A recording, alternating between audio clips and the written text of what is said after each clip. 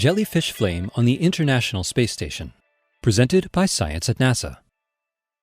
We all know that fire is inanimate, but anyone staring into a flame could be excused for thinking otherwise. Fire dances and swirls. It reproduces, consumes matter, and produces waste. It needs oxygen to survive. In short, fire is uncannily lifelike. Nowhere is this more true than on board a spaceship. Unlike flames on Earth, which have a teardrop shape caused by buoyant air rising in a gravitational field, flames in space curl themselves into tiny balls. Untethered by gravity, they flit around as if they have minds of their own. More than one astronaut conducting experiments for researchers on Earth below has been struck by the way flame balls roamed their test chambers in a lifelike search for oxygen and fuel. Biologists confirm that fire is not alive. Nevertheless, on August 21st, astronaut Reid Wiseman on the International Space Station witnessed some of the best mimicry yet. It was a jellyfish of fire, he tweeted to Earth along with a video. Wiseman was running an experiment called Flex 2, short for Flame Extinguishment Experiment 2. The goal of the research is to learn how fires burn in microgravity and, moreover, how to put them out. It's a basic safety issue.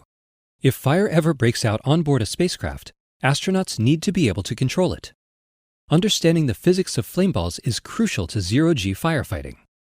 Combustion in microgravity is both strange and wonderful, says Foreman Williams, the principal investigator of Flex 2 from the University of California, San Diego.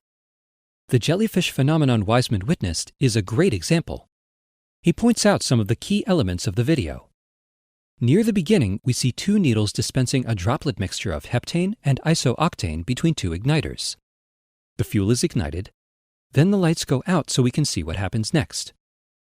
The flame forms a blue spherical shell 15 to 20 millimeters in diameter around the fuel.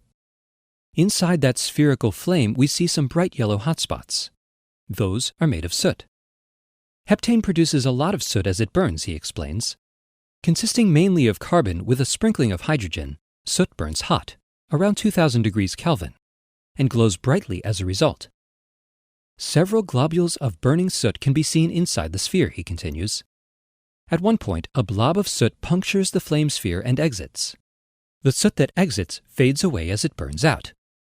There is also an S-shaped object inside the sphere. That is another soot structure, he says. The jellyfish phase is closely linked to the production of soot. Combustion products from the spherical flame drift back onto the fuel droplet. Because sooty material deposited on the droplet is not perfectly homogeneous, we can get a disruptive burning event, says Foreman. In other words, soot on the surface of the fuel droplet catches fire, resulting in a lopsided explosion. Remarkably, none of this is new to Foreman, who has been researching combustion physics since the beginning of the space age.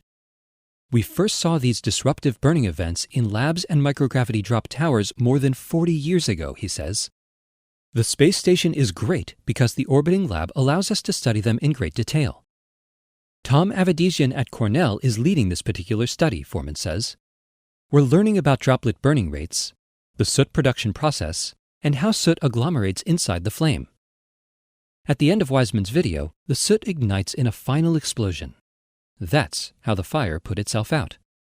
It was a warp drive finish, says Wiseman.